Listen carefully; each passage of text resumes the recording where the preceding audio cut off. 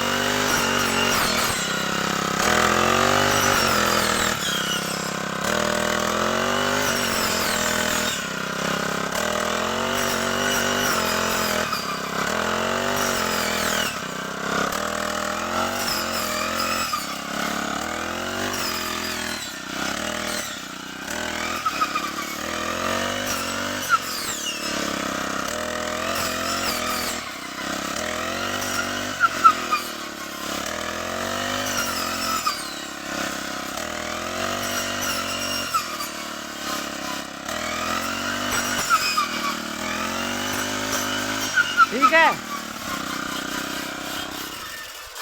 तो किसान साथियों, इस तरीके से इस ब्रश कटर मशीन के द्वारा ये चारा काट के फिर यहाँ पे मशीन पास में ही लगा देते हैं। ट्रैक्टर ट्रॉली को इनको ज़्यादा लेबर की आवश्यकता नहीं होती है। तो फिर इसमें चारा कुट्टी के लिए ये यहाँ पे जो चारा है वो वहाँ से ला के इसमें डाला जाता है मशीन में। मोटर द्वारा ये चलाई जाती है।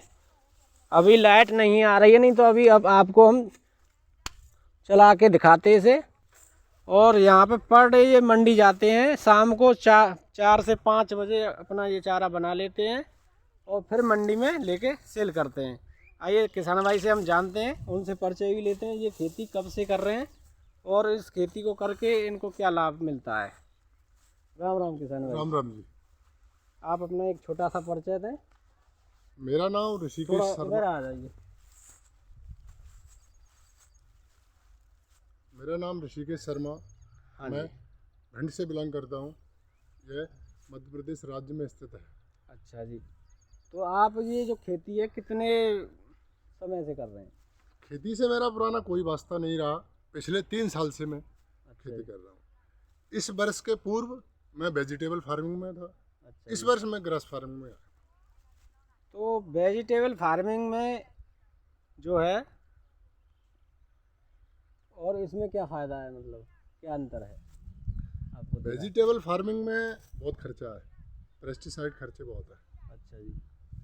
और इस ग्रास फार्मिंग में किसान के लिए एक मोटा व्यापार है, पशुओं के लिए बहुत अच्छा है और इसमें टेंशन का काम बिल्कुल नहीं है। अच्छा, एक बार लगा दिया और फिर फुर्सत 10 साल के लिए फुर्सत हो जाते हैं। अच्छा जी। जैसा मैंने सुना, मैं पिछले 3 साल से ओम प्रकाश जी से बराबर बीज मंगा के मैं ये प्रयास कर रहा था अपनी तरफ से जानने का कि इसमें एक्चुअली क्या ओम प्रकाश जी बताते हैं वो चीज़ है।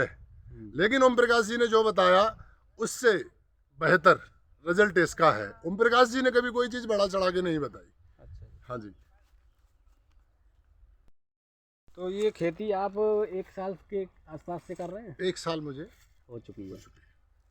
तो और खेतियों की अपेक्षा आपको इस खेती में आनंद आ रहा है? इस खेती से मुझे बेहतर है, मैं खुश हूँ इस खेती को करके। और इसके बारे में और आप बताइए, आपका क्या एक्सपीरियंस रहा? मेरा एक्सपीरियंस इस खेती से ये है, मैंने वेजिटेबल फार्मिंग करी।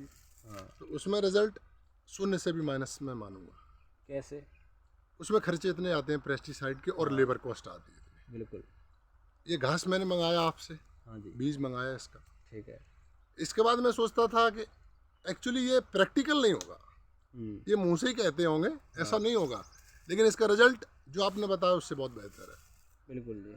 मैं डेयरी फार्म में असफल हुआ तो हुआ इस चारे की वजह से। जब चारा नहीं था? चारा नहीं था हमारे पास ये वाला। क्योंकि शायद आप पहले मिल गए होते ओम प्रकाश जी, तो आज अपने पास 5,000 पशु होता, 2,500 तो पशु मिल्किंग पे होता है इस समय। अच्छा जी। क्योंकि कोई भी काम डेयरी फार्मिंग खोल तो दिया, उसे चलाना ही बहुत मेन काम होता है। और डेयरी फार्मिंग की रीढ़ की हड्डी हरा चारा ही होता है। अगर ये हरा चारा इनके पास पहले होता तो इनका जो डेयरी फार्मिंग है वो फेल ना होता। फेल नहीं होता। लेकिन मैं सोच रहा हूँ that day is not very far when success will किस माय फीट। अच्छा जी, बिल्कुल आप प्रयास फिर से करेंगे। बिल्कुल जरूर। ठीक है, और क्या प्लान है आपका? और ये प्लान है हमारा, इस चारे को हमने अभी बढ़ाना है। अभी अपना ये चारा लगा हुआ है, लगभग 5 एकड़ में लगा हुआ है। 5 एकड़ में जी। और इसको मैं अगले 10 एकड़ में और प्लान कर रहा हूँ। अच्छा, तो जो आप मंडी में सेल करते हैं वो किस प्रकार से सेल करते हैं या क्या भाव होता है? एक्चुअली हमारी भिंड मंडी में है ना, किलोग्राम के हिसाब से नहीं होती है घास की सेलिंग। अच्छा जी। जी। तो इसके एक जो तसला होता है, हाँ, उस तसले में जो लगभग वेट आता है 4-5 किलो आ जाता है। अच्छा, एक तसला 5 किलो से ऊपर ही आता है अपना नेपियर घास का। अच्छा, अदर जैसे बरसीम है या आपकी देसी ज्वार है, इसका 3 किलो 3.5 किलो। अच्छा। लेकिन नेपियर में इतना वजन बैठता है ना, इतनी वजनदार चीजें 5 किलो से ऊपर ही आता है लगभग। तो वो 20 रुपए 20 रुपए एक तसला, यानी 5 चौक 20, 4 रुपए किलो के हिसाब 4 रुपए किलो इनका कुट्टी करके वहाँ सही जा रहा है। अगर ये साबुत सेल करते हैं तो 2 रुपए के आसपास जाएगा, आधी रेट हो जाती है। खुद सेल कर रहे हैं तो इनको अच्छी वहाँ पे मिल जाता है। और जो भी किसान भाई इस चारे को अपने पशुओं को खिलाते हैं, उनके दूध में बहुत बढ़ोतरी मिली है देखने को। हाँ जी, बहुत अच्छी। और दाना पानी, जैसे कोई पशु 10 किलो दूध का है, 5 किलो सुबह 5 किलो शाम को, तो उसको दलिया 4-5 किलो तो चाहिए। बिल्कुल जी। लेकिन इस घास को यदि आप खिला रहे हैं भरपेट पशु को 40 किलो, एक गाय या भैंस को उसके बॉडी वेट के अकॉर्डिंग, हाँ जी, तो दलिया 1.5 से 2 किलो आधा हो जाएगा। और दूध 5 किलो स्टेम से 5 किलो स्टेम से दूध 6-6 साढ़े 6 किलो पहुंचेगा। ये मेरा प्रैक्टिकल रिजल्ट है। बिल्कुल। आपने एक भैंस की बात भी अभी बताई थी, वो ये हमारे परम मित्र धर्मेंद्र सिंह तोमर सिमरा, यहीं पास में है, उनका एक फार्म है। अच्छा जी। तो मैंने शुरुआत करी ओम प्रकाश जी के यहाँ से बीज मंगाया, तो एक्चुअली मैं कुट्टी उन्हीं के यहाँ करता था, उनकी मशीन पे। तो उनकी भैंस क्या, उनकी भैंस को क्या था, उनकी भैंस ड्राई पीरियड पे आ गई थी, 1.5 किलो दूध देती थी एक टाइम 24 घंटे में। अच्छा जी। लेकिन उन्होंने भरपेट इसको खिलाया, उसके बाद वो 4.5 किलो इस टाइम और 4.5 किलो उस टाइम, दोनों टाइम दूध देने लगी। तो धर्मेंद्र सिंह तोमर ने कहा ऐसा घास हमने सुना तो था लेकिन देखा नहीं था, लेकिन वास्तव में इसका रिजल्ट बहुत अच्छा है। बहुत अच्छा, बहुत मिठास है। बहुत मिठास है इसमें, और प्रोटीन युक्त चारा है। जी, और शुगर भी इसमें 10 से 20% होता है मिठास जी।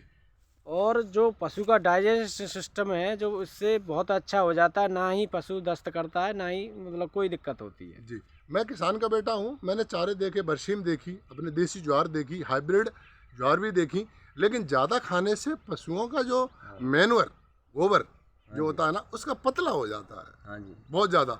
लेकिन इसको आप भरपेट खिलाइए, कभी उबेगी नहीं भैंस, अफरा नहीं लगेगा, डाइजेशन सिस्टम अच्छा रहेगा, उसका मैन्योर गोबर का जो रहेगा ना वो बिल्कुल सही रहेगा, ना पतला होगा ना टाइट होगा। अच्छा जी। और ड्राई फोडर जैसे अपन भूसा देते हैं, इसको देने के बाद इसमें मुझे नहीं लगता कि किसी प्रकार का आपको कोई खर्चा करना है पशु के लिए, भूसा भी नहीं देना है। बिल्कुल जी, साबुत खिला सकते हैं। पहली बार इसका खर्चा आता है, उसके बाद अगले आप 8 से 10 साल तक पहली बार का जो बीज का खर्चा है कलम का वही है बस, और फिर इसमें आप खाद पानी देते रहिए और फसल लेते रहिए जी। तो ये आपने जो यहाँ पर कितनी दूरी पे लगाई हुई है? ये हमने 2-2 फीट 1.5 फीट की दूरी पे लगाई। नहीं, लाइन से लाइन की दूरी 3 फुट है ना? लाइन से लाइन की दूरी 3 फुट। तो इसमें जो आपका ये ट्रैक्टर है आइसर, ये इन्होंने पुराना सेटअप लिया है, इसके लिए कोई ज़्यादा खर्चा करने की ज़रूरत नहीं है। पुराना सेटअप लिया, नई मशीन इन्होंने साफ कटर मंगाई और ब्रश कटर उस चारा कटिंग के लिए। तो पुराना युवा किसान, मतलब आत्मनिर्भरता की बात है, कोई नौकरी करने की ज़रूरत नहीं। अपना यहाँ पर जो इसके जो पहिए हैं इस लाइन में आते हैं ट्रैक्टर के, तो ये चारा डैमेज नहीं होता है और बढ़िया तरीके से यहाँ से ये जैसे काटा और यहाँ कुट्टी करने के बाद ये सुबह कितने बजे मंडी जाते हैं आप? सुबह मैं 5 बजे मंडी जाता 5 बजे मंडी जाते हैं और कितने समय में वहाँ सेल हो जाता है? हूँ। अपने चारे को सिर्फ वहाँ लोग वेट कर रहे होते हैं कि ये नेपियर घास आए मंडी में, जाते ही बिक जाता है। जाते ही बिक जाता है। जी। अच्छा, पहली बार जब आप इस चारे को मंडी लेके गए थे तो क्या हुआ था उस दिन?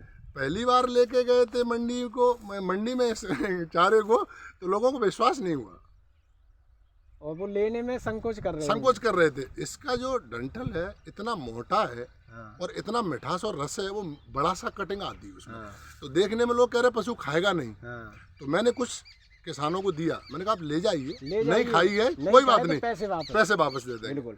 1-2 किसान से तो मैंने पैसे भी नहीं लिए, लेकिन जब किसान ने खिलाया तो एक्चुअली जो चीज़ की वो मना कर रहे थे कि ये पशु नहीं खाएगा, वही पशु ने उठा के खाया। पहले खाया, पत्ते बाद में खाए। अच्छा जी। क्योंकि ये रसीला जैसे गन्ने के में जूस होता है, इसीलिए इस चारे में भी जूस होता है। और गन्ने से ही क्रॉस है। बिल्कुल गन्ने से ही बना हुआ चारा है। तो और कोई प्रतिक्रिया आप बताएं, क्या अनुभव रहा? और अनुभव ये रहा, इस घास को लगाने के बाद पानी पर्याप्त हो, गोबर का खाद डाल दो, 2 एकड़ में एक किसान लगा दे, ज़्यादा नहीं, तो उसका बेरोजगार नहीं रहेगा, रोजगार की समस्या खत्म हो जाएगी। बिल्कुल। 2 एकड़ में लगाने से अच्छी व्यवस्थित हो, गोबर की मात्रा, पानी की समस्या ना हो, तो आराम से वो 2000 रुपये डेली कमा सकता है। बिल्कुल, ये मेरा अनुभव है। घर के पशु खाएंगे उसका फ्री का खाएंगे। बिल्कुल जी। और किसान भाइयों, अभी और चीज़ें और आपको बताएंगे, दिखाएंगे। किसान भाइयों, युवा किसान, आजकल के युवा नौकरियों के पीछे भाग रहे हैं और भीड़ चाल में फॉर्म भरते हैं, फिर कैंसिल पेपर लीक हो जाता है, कोई दिक्कतें आ रही हैं, कोई प्राइवेट नौकरी के चक्कर में भाग रहा है। तो अपनी खेती आत्मनिर्भरता करें, मतलब ऐसे युवा किसान बन सकते हैं जो अपना स्वयं का व्यवसाय कर सकते हैं हरे चारे का। यहाँ पे ये देख रहे हैं, ये 1 महीने में कटिंग के लिए तैयार हो जाएगा। बहुत ही ग्रीननेस है, अच्छा यहाँ का मीठा पानी है, बढ़िया ज़मीन है। ये देखिए, एक एक मेड़े में बहुत सारे फुटाव हैं। और किसान भाइयों, इन्होंने एक बात और बताई कि जो आप लाइन से लाइन की दूरी 2.5-3 फीट रख सकते हैं और पौधे से पौधे की जो दूरी है वो 1 फीट रखें, जिससे आपको पूरी जो मेड़ है उसमें पूरा भरपूर चारा मिल सके। बीज एक बार ही लगेगा, ज़्यादा लग जाएगा कोई बात नहीं है। जैसे ये पौधे हैं, यहाँ पे 1 फीट की दूरी पे हैं, तो यहाँ पे भी आपको चारा मिलता है, यहाँ पे भी मिलता है। अगर आप इस दूरी को 2 फीट करते हैं तो चारा कम मिलेगा और वो जगह भरने में काफ़ी समय लगेगा। ये देखिए, पूरी लाइन में ये चारा मिल रहा है 1 फीट की दूरी में। और यहाँ पे अभी लाइट नहीं आ रही, नहीं अभी तो आपको कुट्टी करके भी दिखाते। और यहाँ पे देखो, ऐसी कोई बात नहीं है, ये कुट्टी कल परसों की यहाँ पे पड़ी हुई है, जो ये प्रतिदिन यहाँ से लेके जाके सेल करते हैं। इधर ये थोड़ा सा बच गया था ये लाइट जाने के बाद, तो ये देखिए, ऐसे किसान भाई इनसे प्रेरित होकर खेती कर सकते हैं। और ये भिंड में रहते हैं। ये बताइए, ये फसल में जो है प्राकृतिक आपदाओं का क्या नुकसान रहता है, क्या है?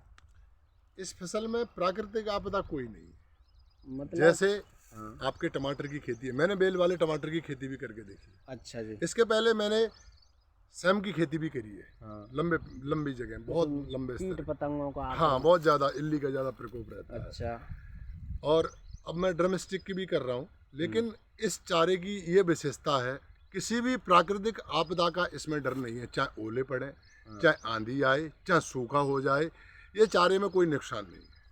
जैसे मान लो कि आलू की खेती है, आलू आपने निकाल लिया ज़मीन से, तो कोल्ड में रखना उसको 2 ऑप्शन है आपके पास, या तो उसे कोल्ड में जमा करो या तो फिर बेचो। बिल्कुल सही। और फिर कोल्ड में जमा किया तो 150 उसका भी हो गया, उसका भी हो जाएगा।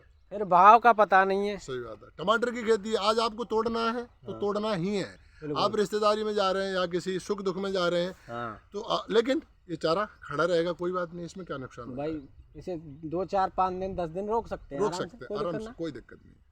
अच्छा, मैं संतुष्ट हूँ, इस चारे से मेरा भी अनुभव है। ठीक है। और आपको अपनी फैमिली को समय भी मिलता है देने पूरा के लिए, पूरा समय मिलता है। क्योंकि बाहर ये जाओ शाम तो को चारा काटते हैं, सुबह सेल कर देते हैं, पूरा दिन इनका खेती में और अपने परिवार के लिए रहता है। पूरा। ठीक है, तो अब हमारे चैनल को सब्सक्राइब शेयर ज़रूर करें और लाइक करें, और बीज के लिए आप नंबर पर संपर्क कर सकते हैं। राम राम जी।